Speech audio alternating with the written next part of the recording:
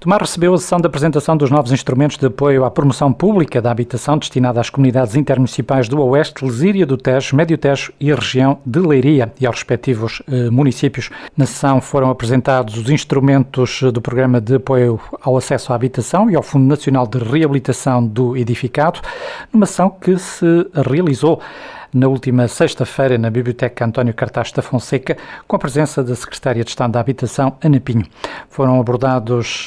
entre outros aspectos, o acesso à habitação e à reabilitação, com a criação de condições para que a reabilitação seja a principal forma de intervenção ao nível do edificado e do desenvolvimento urbano, a resposta à situação das famílias que vivem em situação de grave carência habitacional e o acesso também à habitação aos que não têm resposta por via do mercado. Anabela Freitas, a Presidente da Câmara de Tomar, recordava na abertura da sessão que 44 anos após o 25 de Abril, este direito consagrado na Constituição ainda não chega a todos os cidadãos. A habitação, recorde-se que 44 anos após o 25 de Abril, e que é um direito consagrado na Constituição, 44 anos após ainda estamos aqui a discutir políticas públicas para que todos os nossos cidadãos, independentemente da sua raça, credo, cor, religião, possam ter acesso a uma habitação condigna. E, portanto, para nós, enquanto autarcas, essa é uma das nossas missões, independentemente do nosso quadrante político. Porque, independentemente do partido pelo qual fomos eleitos, há uma coisa que todos nós trabalhamos, é para as pessoas. E todos nós queremos que os nossos concidadãos tenham exatamente as mesmas igualdades de oportunidades que nós tivemos e que os nossos familiares têm. E, portanto, espero que seja uma sessão profícua. Sei que vai ser pragmática, porque hoje é um dia também muito especial, e aqui aproveito para cumprimentar também os senhores Presidentes de Câmara que aqui se encontram e, Senhora Secretária de Estado, aquilo que necessitar, estamos consigo para trabalhar para que todos os nossos concidadãos tenham uma habitação condigna. A Secretária de Estado da Habitação, Ana Pinho, fez referência aos instrumentos contidos no Programa de Apoio ao Acesso à Habitação e Fundo Nacional de Reabilitação do Edificado, lembrando, entre outros aspectos, que há em Portugal 26 mil famílias que ainda não têm uma habitação condigna. Basicamente, o que eu gostaria aqui de deixar claro é que estes são somente dois dos instrumentos que estão lançados no âmbito da nova geração de políticas de habitação. A brochura que têm mostra que há bastantes instrumentos que estão ou propostos ou já no terreno, que estão que de forma articulada visam dar corpo aos 4 objetivos da nova geração de políticas de habitação. Os instrumentos que nós trazemos aqui hoje são somente 2, mas que têm em comum serem particularmente orientados para apoiar as entidades públicas e o terceiro setor em promoção habitacional. De qualquer modo, são 2 instrumentos diferentes. O primeiro instrumento, que nós chamamos o primeiro direito, e chamamos o primeiro direito porque é um jogo de palavras, obviamente, mas também porque achamos que a habitação é aquele direito a partir do qual nós conseguimos aceder a outros direitos, não sendo o direito mais importante, digamos assim. Eu sem habitação não tenho direito, não acedo ao meu direito à saúde, ao meu direito à educação, ao meu direito ao emprego. Por isso a habitação, num certo sentido, é o direito a partir do qual eu tenho acesso aos outros direitos, é orientado para dar resposta às graves carências habitacionais que ainda persistem no território nacional. Foi feito este ano foi feito durante o ano passado, mas publicado este ano, o primeiro levantamento nacional das necessidades de realojamento habitacional do país inteiro. Aproveito para agradecer a participação dos municípios, porque tivemos 307 municípios a responder, o que é muito bom. E, de facto, neste primeiro levantamento, chegou-se a um número que ronda as 26 mil famílias em Portugal a viver ainda em situação de grave carência, em situação indigna, em situação que nenhum de nós, seja do Governo Central, seja qualquer autarca local, não gostaria de ver no seu território no século XXI. Por essa razão foi assumido como um desígnio deste Governo, na apresentação pública destas políticas em abril, que era o nosso objetivo erradicar estas situações até aos 50 anos de 25 de Abril, o que nos dá 6 anos. O instrumento primordial para dar resposta a este desígnio é então o primeiro direito, o primeiro instrumento que vamos ver agora apresentado,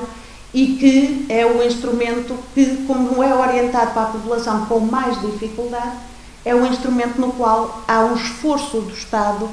maior, traduzido em orçamento de Estado, não é? Digamos que é o único instrumento que tem de facto verba afeta a fundo perdido vinda do nosso orçamento de Estado, porque de facto também se orienta para a solução habitacional desta parte da população que é que mais precisa de ajuda e de apoio. O segundo instrumento que vamos ver aqui apresentado hoje, não tendo menor capacidade financeira, tem um financiador e um modelo de financiamento completamente diferente e orienta-se já para dar resposta habitacional, mas para aquele extrato da população que, não sendo a mais carenciada por dinâmicas de mercado, hoje em dia se vê com dificuldade de aceder a uma habitação no mercado normal sem entrar em sobrecarga de custos habitacionais. Como digo, não estando aqui afeta de forma direta a verba de orçamento de Estado, a importância o potencial de financiamento deste segundo instrumento não é menor. Em ambos os casos estamos a falar de valores que são bastante superiores a 1.000 milhões de euros potenciais, por isso são de facto dois instrumentos muito potentes e que, na fase em questão, que já estão operacionais do ponto de vista do Governo, precisam agora dos municípios, precisam agora das entidades do terceiro setor para poderem chegar ao terreno, para de facto podermos começar a dar uma resposta já operacional às carências habitacionais que sentimos neste momento no nosso território. Isabel Dias, da Secretaria de Estado da Habitação, fez depois a análise detalhada de cada um dos programas no âmbito deste processo, nomeadamente quanto ao Programa de Apoio ao Acesso à Habitação e ao Fundo Nacional de Reabilitação do Edificado. Trata-se, portanto, de um programa de apoio público com o qual se visa dar, no fundo, a possibilidade de uma resposta às pessoas que, encontrando-se em situação habitacional com características no fundo, de condições habitacionais indignas e que seguidamente serão explicadas, não têm os meios financeiros para poderem ter uma alternativa habitacional por eles próprios. O programa assenta em vários princípios que estão elencados no início do decreto-lei e que não são meras declarações de princípios, estão depois concretizados ao longo do diploma com várias previsões. Vou destacar apenas aqueles que são os principais. Eles estão ordenados. Aqui ordenei, do lado esquerdo têm o que são aqueles que estão colados, por assim dizer, ao primeiro objetivo do programa, que são as pessoas, e deste lado direito têm os princípios de caráter mais objetivo e que no fundo são instrumentais